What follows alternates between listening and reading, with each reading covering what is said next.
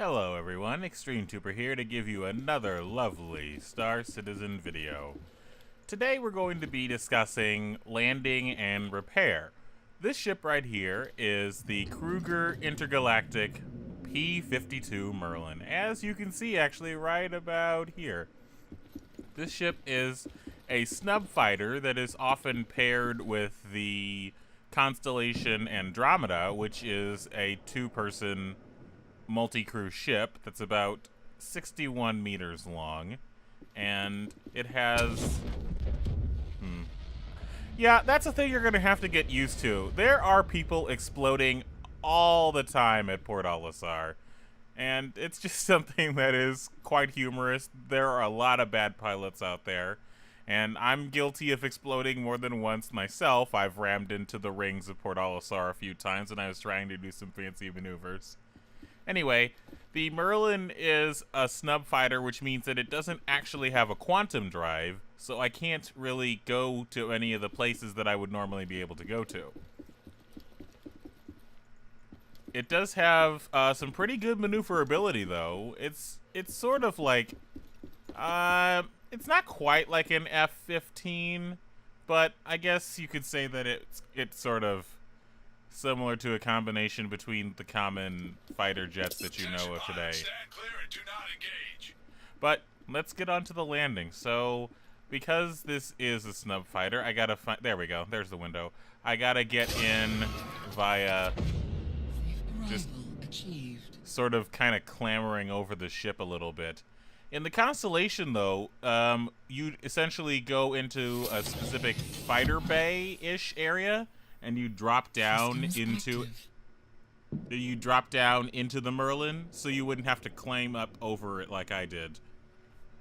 So let's just see. It takes a while for the systems to start up and whatnot. I think I can take off now. Yeah, there we go. Landing gear raised. And eventually you'll also be able to manually raise and drop your landing gear. But for now, it's automatic when you come within a certain distance of the landing pad. So, what I've done right there with that little click is I've gone into decoupled mode, which is the Newtonian spaceflight mode. I didn't get to show you that much, but in Newtonian spaceflight mode, you essentially get to go in any direction you want, any way you want, which is why I'm going to back up a little bit slowly, so we can get far enough away from the landing pads that I can show you how big Port Olisar actually is. I never really got to show you this that much, but this also is some hint of what the scale of the game is going to be. I'm going to be backing up slowly so that you can slowly see it getting bigger in, well, smaller in detail, but bigger in scale. I came from Strut B, which is what you see down there. There are 4 struts at Port Olisar, A, B, C, and D, which means that there is space for 40 ships. Now, there are extra big landing pads, which would be 00 on the designation, and that would be for the Starfarer, because the Starfarer is 100 meters long, and it won't fit on most of these landing pads. I'm sure some people could manage to slightly squeeze a Starfarer onto the landing pad, but it's not that easy. So yeah, now we've gone about 1.6 kilometers away from the station, as you can see by the numbers on that person that's highlighted over there. And it's still, you can still sort of see, I came from pad, well actually I don't remember what pad I came from. Oops, I should have paid more attention to that. And you'll also notice that the landing pad lights number things slowly disappear. I mean, when you're this far away, you're not really thinking about landing. So, I'm going to be showing you 2 ways to land, one of which is automated, and the other of which is manual landing. Of course, if you're like Lord Balder, you don't need automated landing. And I do realize that even with quote-unquote automated landings in this century, that even pilot input is still needed, but this is the 30th century. Things are way more advanced, but if they were going to go full realism with that way, we wouldn't even be flying these ships like this anyway. So I think it's clear by now that each one of those landing pads is based on the earlier display that I showed of walking around my ship a little bit. These landing pads are still kind of big, but they're not big enough for a Starfarer. But the whole station, you can see it almost all completely in view now. The entire station. And all 44 landing pads. I'd say Port Olisar is about 4 kilometers long. I don't know, I never really measured it. You could measure it by going 100 meters per second and seeing how long it takes you to go from end to end, of course, because math. But enough of that. Now that you can see the station in full scale, it is time to... Oh, whoops, I went the wrong direction. There we go. Back into coupled mode, which is the non-Newtonian flight mode. And we're gonna go in for a landing. Oh, nope, not that fast, not that fast. I accidentally pushed space combat maneuvers instead of precision mode. There we go. So, when you want to land, you should go into precision mode, but if you can't, then you're probably going to crash. But again, Lord Balder flew half of an A-10, so I don't think anything in regards to crashing is going to be an issue with him. So as we come in for an approach, you'll notice that these lights appear again, these circles. In order to do automated landing mode, and this is really convoluted in the sense of the bindings for the keys, but that's why they're going through several different phases. It's an alpha after all, and they change everything. The combination to switch between manual landing mode and automated landing mode is right. Oh god, that sound is so piercing. I'm sorry about that. But the combination to go into automated landing mode is specifically right Alt and N. And I can't see it right now, so I'm gonna go a little bit closer. But first, before you do that, and I'm doing this out of order for a reason, because it still should it won't matter that much, but to go into landing mode, you would... What the heck? Is that the scanning sound?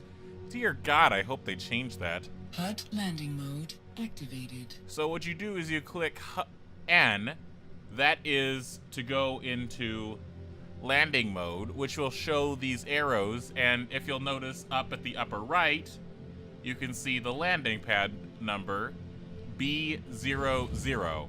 B00 is the large pad down here, which was where Starfarers tend to hang out. But you can cycle through these if you want to go through another landing pad by pressing the I keys. By pressing the I key, and you'll start to see it cycle. And if you look down near where our helmet's mask breather is, you'll see that it says B02 and 420 meters. That's how far away we are from the landing pad. I think we'll just land on B02. So in order to go into automated landing mode, you press right Alt and N. Auto land activated. And you should get a confirmation message as to whether or not you're in automated landing mode. So what we're gonna do now is we're gonna approach it.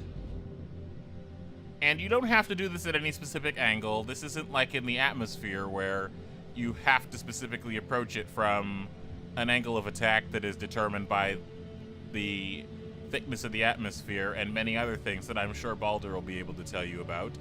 So once you get close enough, a little blip will start to appear, or at least it should. I don't know if the okay, apparently I was wrong.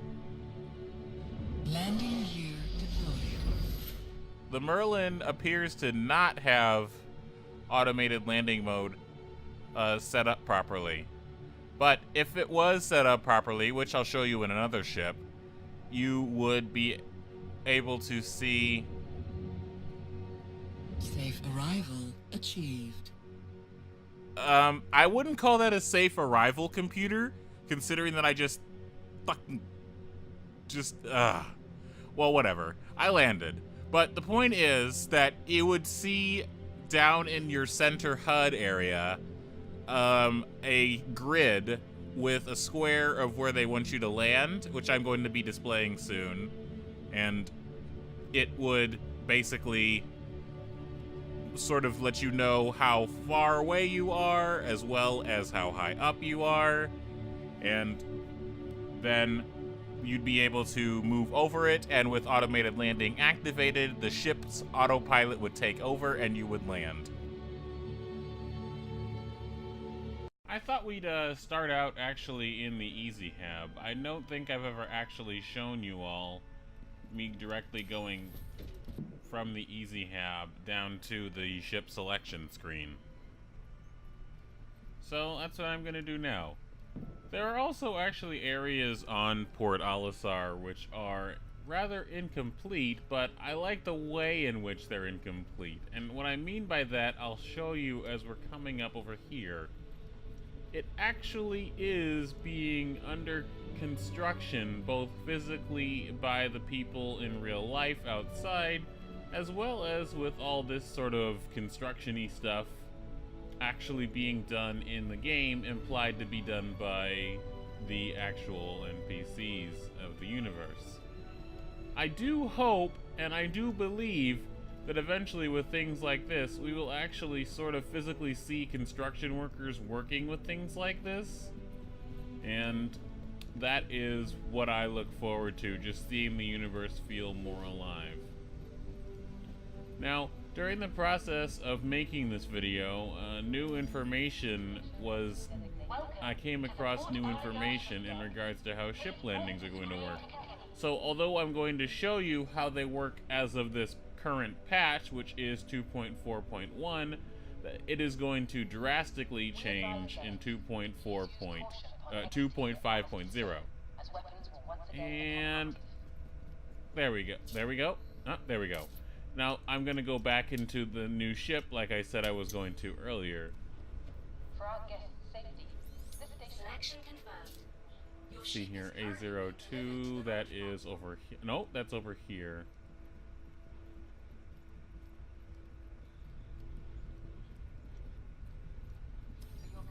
You'll also notice that I actually, right now, in here, am a little less orange than I was before. That's because I actually lowered my criminal rating a bit by waiting. You can lower your criminal rating by two ways. You can do it by waiting, or you can do it by hacking a security port, a security terminal over at security port Korea. But I'm not going to do that in this video because I'm not exactly going to go to Korea without an escort of friends. It's not a very friendly place to be, especially since they actually do have missions for security guards to stop people like me from hacking away their criminal rating. Now, I actually did miss a step earlier when mentioning how to target the auto landing, which I will be showing you when I actually get to my ship. Hopefully this Crusader security sees that I'm not too much of a threat and decides to leave me alone so that I can actually do this. This is my lovely 300i. I'm gonna no, not prone, crouch. I'm gonna crouch to make sure that I can actually get in here. The physics grid is a bit wonky right now in this current alpha state, so it's probably for the best if I do things in a way that nearly guarantees that I get locked to the local physics grid as opposed to clipping through the ship. landing complete.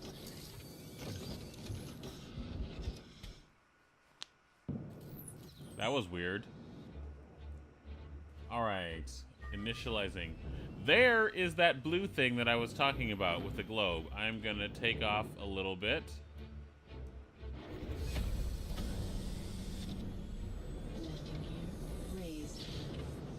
switch into decoupled mode, Contact. Scan. and Initiated. just sort of... Warning. Collision zenith. Warning. Collision starboard.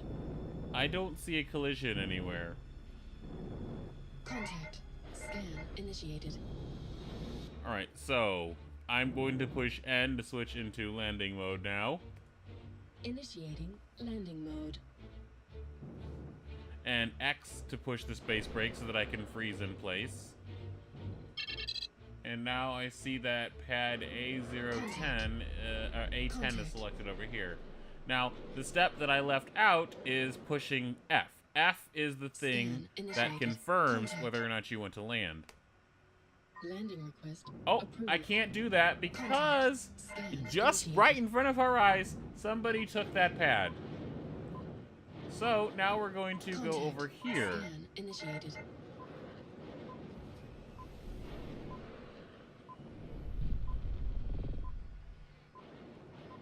Warning. Collision And as we forward. get closer, you'll notice that... Whoops, let me turn a little bit. As we get closer, you'll notice that the beeping frequency increases. And a rectangle with the landing area appears. And I'm pushing the arrow button, but Contact. you'll Scan notice initiated. that it does not allow me to go really fast. Now, to push the auto landing, I push right Alt N and On. Pilot assist on. Landing gear deployed. we're just gonna let it do its thing. Contact. Contact. Scan initiated. Landing. As you can see, the rectangle is turned green. Now, to get up, you just obviously reverse that process. And we're gonna go out of landing mode. And now I'm going, sorry, ooh, I am not a good pilot right now. Landing gear raised. All right, what I'm going to do now is I'm going to show you a little bit of how repair currently works, and then I'll go into a little bit about how repair will work in the future. Contact. Scan initiated. We're going to Cry-Aster's service station, and I will not be able to land there because I'm a criminal. They will come after me. Crusader Security will come after me.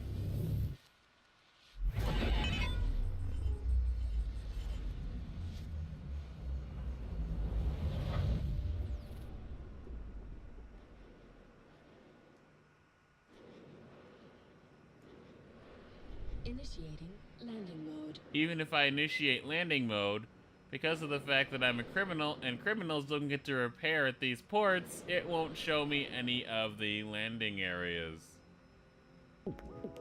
Hey, traveler. Thanks for stopping Actually, by I was Cry-Aster. wrong. I lied. They'll repair criminals just like they will anybody else. Cry-Aster offers competitive rates on quantum fuel. Would you like to refill your tank? Alright, so, as you can see, similar to the other place, Port Alisar, the circles appear here as well. Landing request approved. Now what I'm going to do is I'm going to go over to this landing pad. Pilot assist on. And Landing since I already have it in deployed. automated landing mode, I get to go like this.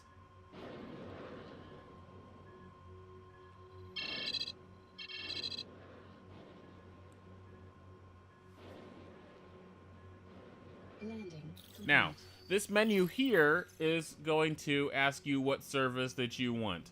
You will either have repair or, in this case, refuel your quantum fuel, and it will give you an option in Alpha UEC, though it says regular UEC right here, but it's actually Alpha UEC. I am going to click the refuel button, and I'm going to click confirm, and then the magic's going to happen. Beginning fueling. Your ship's all ready to fly. Good luck out Yep, that was it. there. Next time you're running low, we'll take care of you at Cry-Aster. There will be future animations for things like this, and eventually players will be able to do the same thing that this... Looks like your ship's all full. Hey, I'm talking here.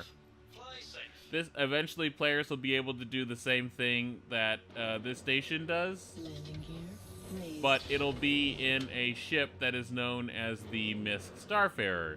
It is actually a dedicated refueling ship that has pods that carry fuel. And I wish I could show you one right now, but I do not have the fortune of being in possession of a Starfarer, nor is it a free fly week in which the Starfarer is available for everybody, or a widespread test of the Starfarer in which the Starfarer is available for everybody.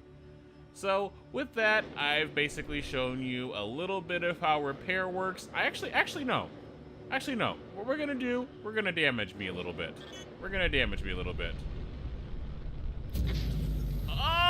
Okay, that's a little bit more than a bit. I think we're just gonna ignore that for now. Let's pretend like I did, and I'll show you that. I'll actually be able to show you that another time. How long's it about? So, as you can see, I am still a criminal here. I don't think they're gonna let criminals in the future be able to be repaired at Cryastro. I think we'll have to go to like a piratey version of Cryastro at some point in the future, just like how there is currently a station in 2.5 known as Grimhex, which is where people that like have a criminal rating like me will spawn. And that is basically it for this video. I'm waiting until the criminal rating goes away, and then I will be cutting it off. Thank you very much for watching, and I'll see you next time in the next video.